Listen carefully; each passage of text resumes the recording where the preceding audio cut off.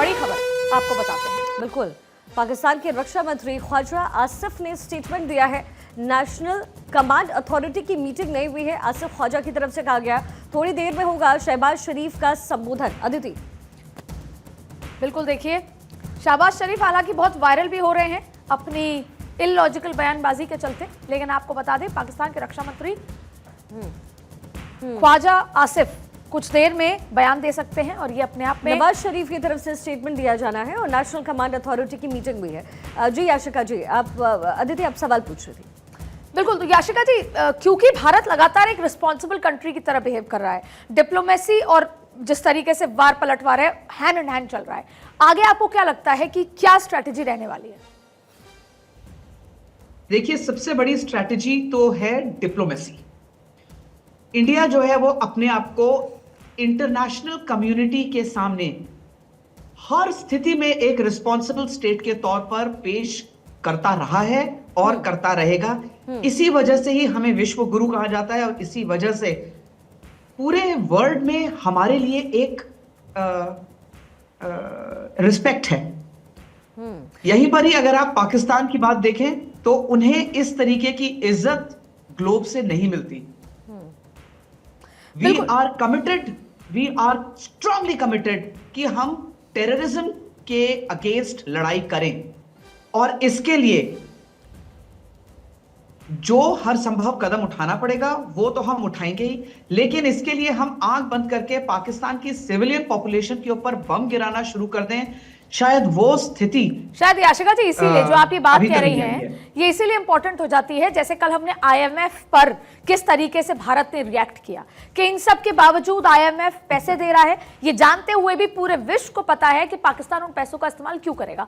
तो जब हम बात डिप्लोमेसी की करते हैं, जब हम साथ में युद्ध में इन्वॉल्व होते हैं या इस तरह के आर्टिलरी एक्सचेंज या जवाबी कार्रवाई में होते हैं, उसके बावजूद भी शिखा महत्वपूर्ण बात यह है कि पैसे से कमर तोड़नी पड़ेगी। महत्वपूर्ण बात यह है कि जो बड़े विश्व के बड़े जो कंट्रीज हैं वो किस तरीके से एक पॉलिटिकल प्रेशर, इंटरनेशनल प्रेशर बनाए। लेकिन इन तमाम बातों के बीच याशिका जी एक बात बताइए, इंटरनेशनल लॉ यहां पे आपको नहीं लगता एक मजाक की तरह है?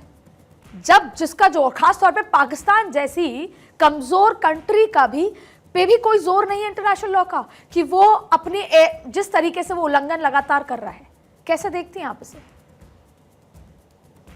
देखिए, पब्लिक प्लेटफॉर्म पे बैठकर मैं यूएन की धज्जियां नहीं उड़ा सकती हूं, लेकिन ये मैंने जो एक समय में वर्दी पहनी और मेरे नाम के आगे एक इंडियन आर्मी का रैंक लगा है, मेरे नाम से पहले मुझे उसकी इज्जत रखनी है। इसलिए मैं किसी भी ऐसी इंटरनेशनल बॉडी का मजाक नहीं उड़ा सकती हूं। मेरे अपने पर्सनल विचार कुछ भी होते हों, मैं चाहूंगी कि इस समय यूएन, मैं चाहूंगी इस समय इंटरनेशनल कमिटीज, इस समय जितनी भी कंट्रीज हैं जो most powerful Nations of the world, they should come vocally forward. बिल्कुल, और यूएस जी एक सेकंड दीजिए मुझे, एक सेकंड दीजिए, let me just complete my sentence.